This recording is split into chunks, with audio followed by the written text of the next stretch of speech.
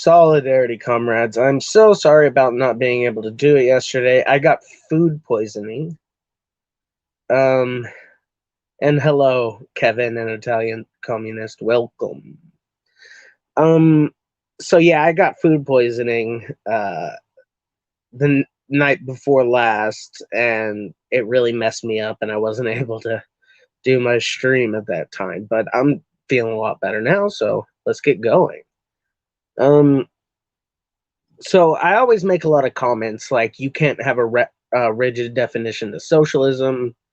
Defining it at all is pretty problematic in my view. I always say that there are no essential qualities to socialism. Um, hey, Eli, and it's okay, Italian. Um, I always say there are no essential qualities, and Marxism is an anti essentialist philosophy. So I always get a lot of people talking to me about this, and they're struggling with using language to even speak about socialism after I set, after I reject these sort of ideas, because so many of us have a definition of socialism, and I don't. So if I can't define socialism, how the heck do I talk about it? Well, we can look at the very common ways people talk about it now, um, without defining it. You can talk about it historically, and that's really, or you can talk about an abstraction where it hasn't existed in material reality. You can talk about contemporary, historical, or abstractions when you're talking about socialism. Because the only, real material socialism that has existed is the only way we can really understand how socialism has existed in the past. But how does it exist now? Like, how do we talk about it? Like, if I can't define socialism, how do I talk about it? Not with not with common workers. With common workers, we really don't want to talk all Marxist like we are now. But like when speaking with other Marxists and trying to get them to understand our process, or other leftists, um, we have to figure out a way to talk about this thing, right? So I think the first way is you really got to think of dialectically. I mean, what is, the primary antagonistic contradiction to socialism? It's capitalism. So one thing we do know for a fact without defining socialism is that it is a different form of production than capitalism. And it's a different form of production than has ever existed before in history. Um, and I'll answer your questions, Eli, after I'm done talking on the topic. I'll answer everyone's questions at the end, unless it's on the topic that we're talking about. So we know socialism is a different form of production, and it's a different form of production that has ever existed before. And as we understand history, our dialectical analysis of history, we understand that socialism is the final class society. So we know that it is a different form of production, and we know that it is a different class society than the one that came before. Now, I think that these things don't, that this is just, a way we can differentiate things from capitalism. Now, what is socialism? How do we know that it's socialism? And I would say that the only way we can really know that it's socialism is when it exists. And we know that it's socialism if it is solving the contradictions, specifically the antagonistic contradictions that exist in our society, whether they're political, social, economic. And if this stage of production is solving these contradictions, then I think it's safe to say that it is a form of socialism. And as we understand history, when all of these antagonistic contradictions have been solved, that is, the final stage of production, that being communism. So to understand, uh, to understand socialism, we know that it is a different form of production than has ever existed before. It cannot exist in the same space as capitalism.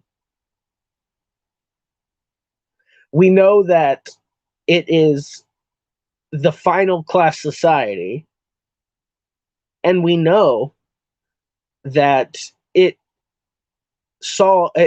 should be a tool that solves antagonistic contradictions, aka progressing history to its conclusion, that being communism. So there is no rigid definition to socialism. We can't say that uh, we can't say that it is the workers' control of the means of production, blah, it is the dictatorship of the proletariat. You know, we can talk about, worker control of the economy and stuff like that once we have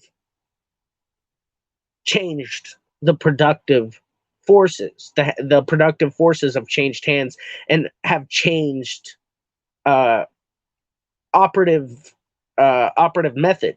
Like so we know, because capitalism exists, we know that capitalism's productive forces under the current conditions are used only for the productive forces are only used for the ends of profit, for monetary ends. And when it comes to socialism that has existed, what do we see? What have we seen? We can say for certain that the productive forces were used for social ends. So I think that while that is a quality to socialism that has existed, we understand that everything's in motion and it's not essential to socialism. But if we see this quality, and it is related to a historical manifestation of socialism, then we can say that this is a quality at the time that exists. When I say there are no essential qualities, I mean that there are not, that there isn't no any qualities to things, as that qualities are fluid and they're always in motion and they're always changing, and then the historical manifestation of these qualities are not fixed. Just like how history isn't fixed, just like how the material conditions are not fixed, just like how everything is in motion. And that's how we need to understand socialism. We can talk about it. We know it's a different stage of production. We know it can't exist in the same space as capitalism. We know that it solves antagonistic contradictions because it's moving towards this analysis we have of history towards the end of history, that being communism, solving an antagonistic contradictions. So if it isn't operating under these parameters, we would struggle to say that that is socialism, and that is socialism, of course. But it is, if it is operating, if it not its qualities, but if its actions, right? What is this socialism, this form of socialism, doing? What is it solving? Is it solving the antagonistic contradictions, or is it not? It's not, does it have this? Does it have that? Does it have that? No, no. What is it doing? And that's how we can talk about socialism, right? We can't talk about Chinese socialism by assigning the essential qualities of something of the past. We can look at things of the past to help us understand socialism better. But really, we have to ask ourselves, what does socialism with Chinese characteristics, what is it doing, right? What is it accomplishing? What does the operation result in of socialism? What does the method of socialism and revolution do in this place? Well, we know in China, because it exists in the current material conditions. We can look at this. Yeah, my definitions, exactly. So we don't look at essential qualities. We can use the qualities of the past, but we understand that these aren't fixed. We have to understand that when we look at socialism, it's not about any essential qualities or definitions of it. It's about what it accomplishes. What does this method, What does this organizational of society do? Does it solve antagonistic contradictions? Is it a different form of production than has ever existed before in history? Is it um, is it the final class society? Mm. Well, we don't know until it shows us, right? We can't assign essential qualities to things like like for example, everyone who's an anti-revisionist would say that, before 1956, the USSR, we should organize everything like the USSR, not understanding that the reason that things didn't stay the same in the USSR is because history was flowing, and that the qualities of the past socialism in the USSR were no longer applicable to the new conditions that arose. That everything is in motion, folks. Exactly. Socialism is like power and the state. It isn't a fixed static entity. And really what these things are, it only matters what they result in, not their qualities, but what they result in. What is the result of these actions? And that's how we can understand it to be socialism or not, not with a checklist of qualities or definitions. It's really, and so because of that, whether you like it or not, other forms of socialism have existed outside of Marxism. And socialism exists right now, whether you like it or not. It exists right now, uh, regardless of what essential qualities you've assigned to it. Okay, so I actually had a question here before, and I'm going to look at some comments and stuff. What are my thoughts on Lula da Silva? I heard Caleb said his stream he is getting class conscious. Is this true? I don't know much about what he thinks or anything like that. I do know that he wants to end the neoliberal looting and indigenous genocide and attack on the peasants in the country. And he wants to end the neoliberal shock doctrine of the country of the fascist Bolsonaro. So I support him. I'm sure Caleb knows a lot more about that than I do. Caleb has a lot of comrades within the Latin American sphere, and he knows quite a bit about socialism of the 21st century and the pink tide. So he would probably be a better person. A socialist state? What is a socialist state? I mean, it's a class society, right? I mean, what do you want to know? I mean, I just sort of talked about this entire thing was about how we can talk about it. We can't, like I said, I'm not going to give you a definition.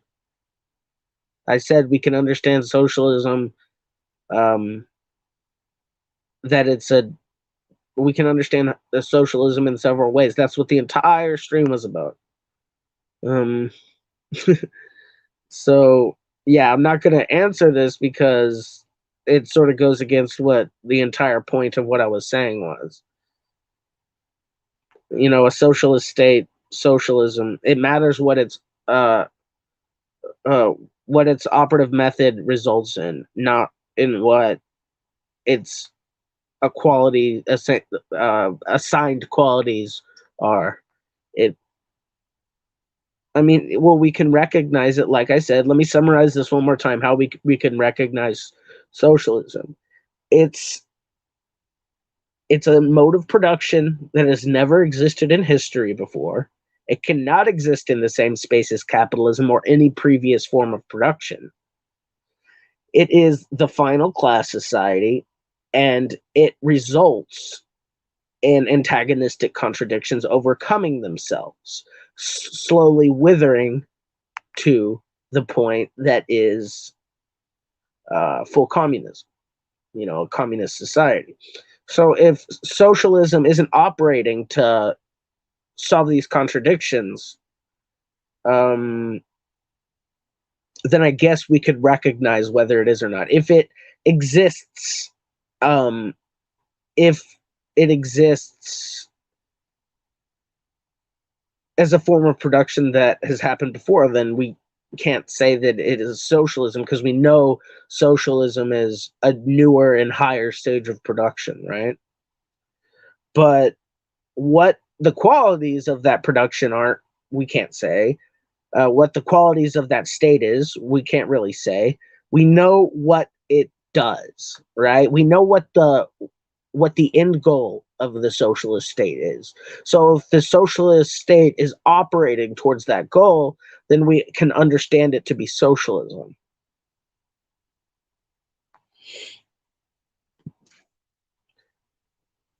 Does that make any sense? I hope it does, because I'm using dialectics, right?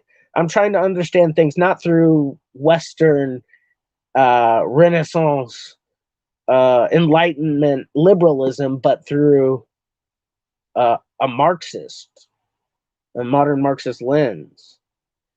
And that's sort of what we're trying to do around here. Anyway, let's. Oh, yes, it does. Cool. I'm glad I could help, because this has been something I've been, thinking about a lot and trying to think of a way to express to people for this episode. And I really hope that it does help. And Eli, the great Eli, asked another question. Socialism should have been on ancient Rome, ancient Greece, and ancient Egypt. I don't think so, because these were slave societies. This was a form of production, the first form of production after barbarism. So the material conditions and the productive forces for socialism just did not exist. Now we can talk about some of these places as having revolutionary figures, right? Like like Spartacus and the peasant movement, or in ancient Rome, we can talk about Caesar, and what he did was very revolutionary for the plebeians and the peasants. So we can talk about these things in a very revolutionary way, which is very useful for us to understand how history flows, and how, that's how we sort of understand where we are now. We need to combine history with our dialectical method. That's why, Stalin wrote about historical and dialectical materialism, because these two things are so intertwined for our understanding of the way the world progresses. And that's the same way we need to um think about, contemporary socialism. And I think the problem a lot of people have is that they do a historical analysis that's not necessarily historical materialist, and they know about dialectics, but they don't apply it as they should. And so the result that they get is an Anglo-empiricist, list a definition, right? A definition, something with essential qualities. Marxism is anti-essentialist. I'll keep repeating this again and again. And if you find yourself assigning essential qualities to things while operating within the Marxist political sphere, then you need to stop and ask yourself, wait, am I actually using the method here, or am I taking the easy way out so it's easier for me to make sense of all of this with a method of analysis that, has been taught to me since education has started? All of us in the West have this innate empiricism that is taught to us in school, and Anglo-speaking countries have it even worse, and it's time for us to break out of this Anglo boxes, as Haas would say, and other people. We got to break out of this way of thinking that is, you have to have this, this, and this for it to be this. That's not how Marxist thinks. That's not dialectical. We have to apply our method. And if we do, we can collectively, if we do this, like, let's do it together, not just like alone, but like start talking to your comrades about this. Like, let's really dig in deep to our method, because right now we're not out there fighting for revolution. Right now, it's our duty to prepare our minds and prepare our comrades and to educate ourselves and others. We really have to take advantage of this, and we have to take advantage of our class conscious position to really dig in deep, because not everyone is going to put in the work that we do. And if we do, then it's going to in the future, then it is going to be so useful to the masses.